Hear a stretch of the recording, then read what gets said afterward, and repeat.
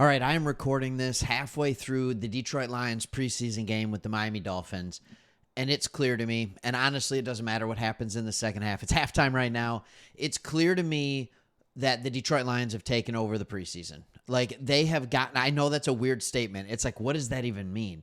Here's what I want to tell you.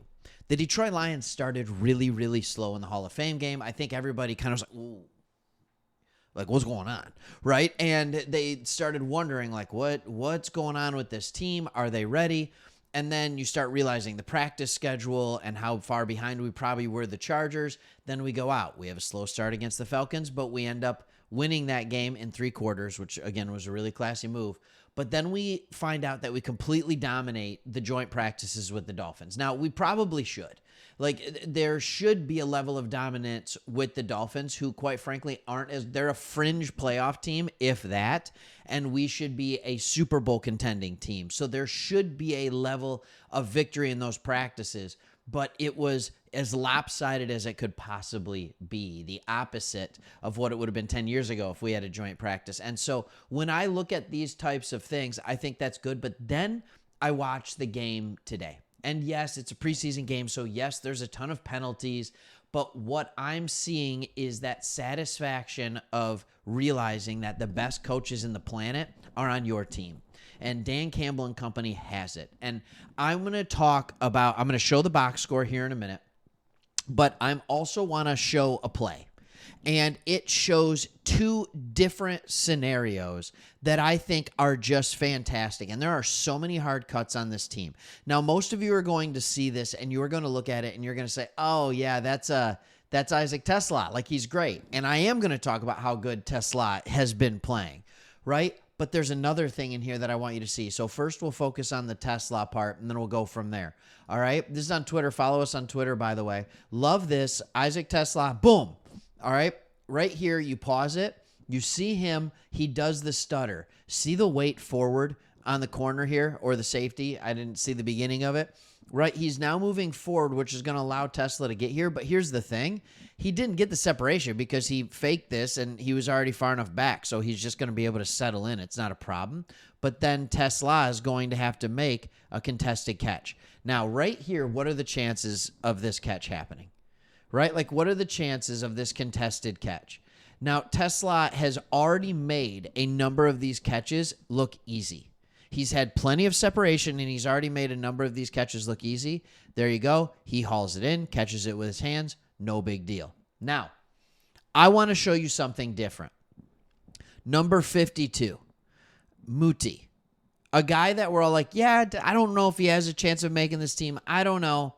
This play is not possible without him. He is going to come off this block. He is going to go over here to help Jamarco Jones, who did a good job of holding off the defensive end long enough, forcing him to come back inside. Watch Muti, all right? Again, keep your eyes right here. Keep him right here. He's going to come back. He recognizes it. He comes back and boom, lays him out. These are the things that make great teams. It's not just the fact that the quarterback slid over to create enough time. It's not just the fact that the wide receiver made a contested catch. It's also the fact that the offensive line worked in combination for the left guard to follow up, come back, and lay the wood on a defensive end that's curling back inside to make a play on the quarterback. All of those things were necessary, and this team is now starting to hit at more full cylinders. All right, now, I want to make just a ridiculous comparison. I know it's ridiculous, but I think you'll understand why it's not as big of a deal as a lot of people think it might be. I want to talk about Kyle Allen here for a second. While I'm doing it, I'm going to go ahead and put up the box score, this halftime box score. Kyle Allen, in the first half of this game, and this is all he's going to play, was 14 of 17 for 124 yards. 124 yards, 2 touchdowns. Okay? Let's just talk about something for a second. Kyle Allen, if you are asking me what is the comparison that I have for Kyle Allen as a quarterback, I'm going to tell you something that's ridiculous because he was drafted back in 2018.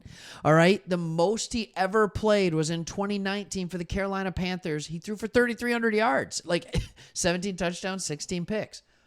I see Brock Purdy. That's what I see.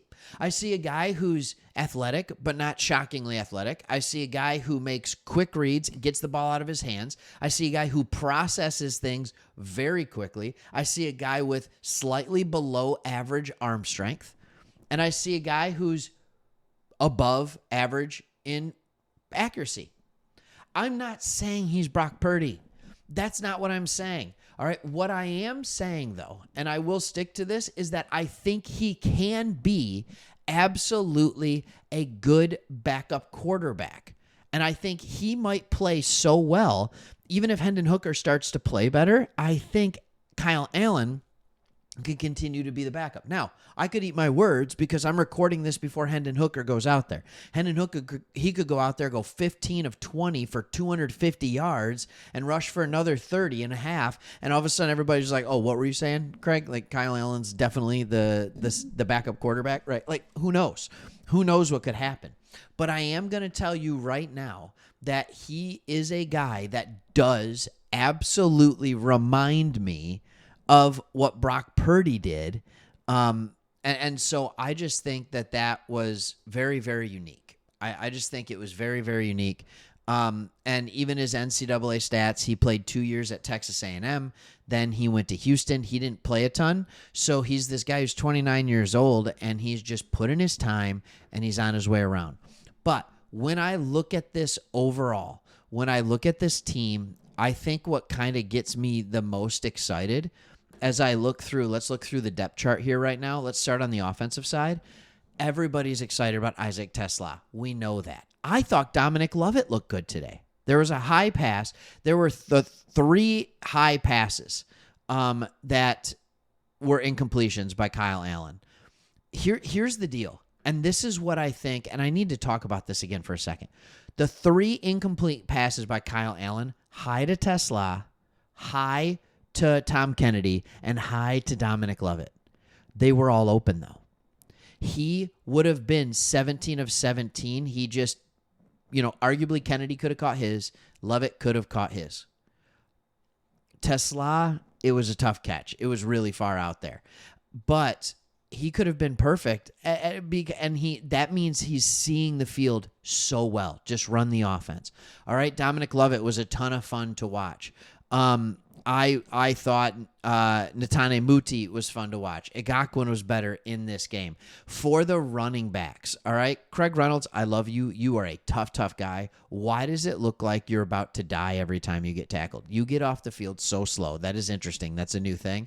I think Sione Vaki and Jacob Sailors, they trust Craig Reynolds. But I'm telling you right now, Sailors, he's on the come up. He is a guy, he's a one-cut runner. He does a good job. And I think Sione Vaki, if you ask me, I am already as comfortable. And the play for Sione Vaki that made me comfortable was not either one of his 8 to 10-yard runs.